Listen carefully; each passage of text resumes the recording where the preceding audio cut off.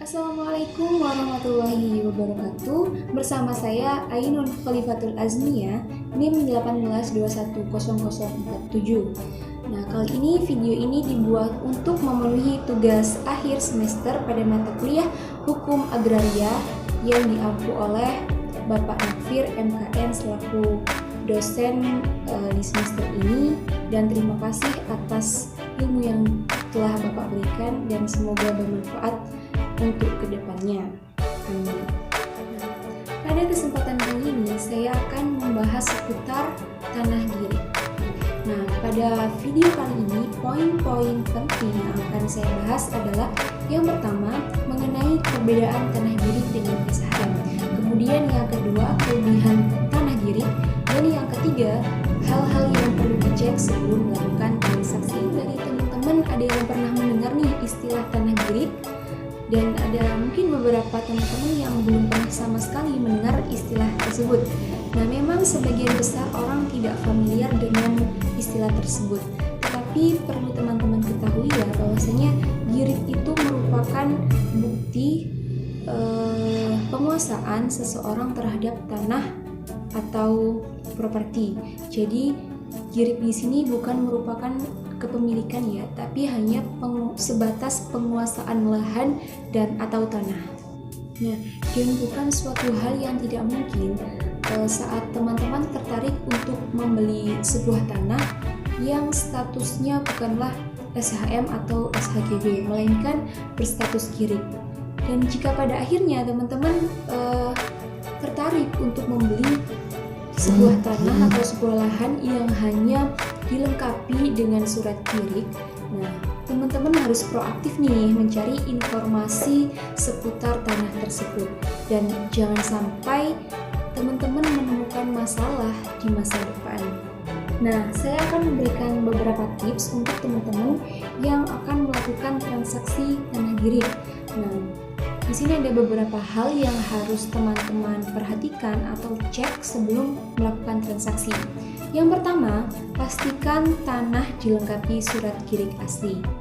Nah, tidak sedikit kasus penipuan yang terjadi saat orang membeli tanah dengan girik palsu. Hasilnya, mereka tidak bisa mengubah status girik menjadi SHM setelah mereka membayar sejumlah uang sesuai dengan harga tanah. Nah, untuk menghindarinya, pastikan jika di surat girik tersebut memang tercantum nama si penjual sebagai pemegang surat tersebut. Kemudian teman-teman bisa datang ke kantor pertanahan atau kelurahan setempat untuk mengecek keaslian dari girik tersebut. Dan teman-teman perlu mengingat, jangan lakukan pembayaran apapun jika belum ada kepastian mengenai hal itu. Nah, kemudian yang kedua adalah telusuri riwayat lahan.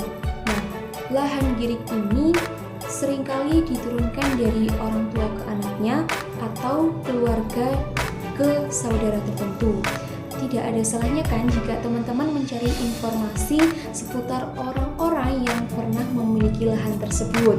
Nah, kemudian teman-teman juga bisa mendapatkan informasi tentang luas tanah. Nah, apakah ada perubahan dari luas tanah sejak awal dimiliki keluarga atau tidak?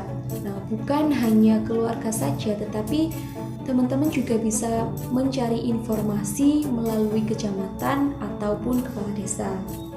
Kemudian yang ketiga, mintalah bukti pembayaran PBB atau pembayaran pajak bumi dan bangunan. Nah, di sini teman-teman bisa meminta surat PBB tersebut kepada penjual. Nah, setidaknya 3 tahun terakhir pembayaran pajak bumi dan bangunan. Nah, apalagi bukti pembayaran girik ini bisa dijadikan sebagai acuan oleh pembeli mengenai keaslian surat atau girik tersebut. Kemudian yang keempat, teman-teman bisa mengecek apakah lahan tersebut bebas dari sengketa. Nah, salah satu kekurangan dari tanah yang belum memiliki sertifikat SHM itu adalah rentan terkena atau terhadap sengketa. Bukan tidak mungkin ya, ada lebih dari satu atau beberapa orang mengklaim bahwasanya tanah tersebut miliknya, atau sedang digadaikan. Nah, jika hal ini terjadi, maka teman-teman akan memiliki masalah ketika saat membeli tanah tersebut. Nah, solusinya adalah teman-teman bisa meminta surat pernyataan atau keterangan yang mengatakan tanah tersebut bebas dari hal-hal yang saya sebutkan tadi ya. Kemudian, dan surat tersebut bisa dilengkapi dengan tanda tangan kelurahan atau kepala desa. Nah, kemudian yang kelima, itu teman-teman harus mendapatkan pernyataan lahan sedang tidak diperjualbelikan. Nah, ini juga merupakan sesuatu yang penting untuk teman-teman yang ingin melakukan pembelian tanah. Nah, karena ada beberapa kasus yang menyatakan penjualan ganda. Nah, meskipun lazimnya ini dilakukan karena penjual memasukkan giring, tetapi di sini teman-teman harus meminta atau mendapatkan pernyataan tersebut bahwa lahan yang teman-teman beli itu sedang tidak diperjualbelikan di pihak lain. Nah, di sini lebih baik berjaga-jaga daripada nanti teman-teman menyesal di masa yang akan datang. Nah, kemudian yang keenam, teman-teman harus ikut serta dalam proses pengurusan pengalihan dokumen. Nah, di tengah kesibukan teman-teman untuk bekerja dan berbisnis, mungkin teman-teman tidak punya waktu yang cukup untuk mengurus dokumen-dokumen tersebut. Nah, namun teman-teman perlu mengingat bahwasanya tanah yang teman-teman beli itu tidak dilengkapi dengan surat SHM, melainkan hanya surat giring saja. Nah, tentunya butuh usaha dan pengawasan yang lebih terhadap proses serah terima agar tidak tersandung masalah di kemudian hari. Nah, jika hanya mengandalkan penjual dan pihak ketiga dari penjual, tidak ada jaminan proses kepengurusan dokumen dilakukan secara baik dan benar.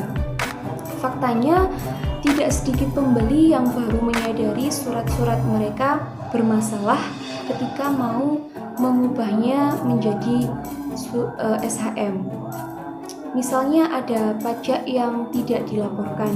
Nah, ini akan menimbulkan kesulitan bagi teman-teman sendiri untuk memproses menjadi SHM.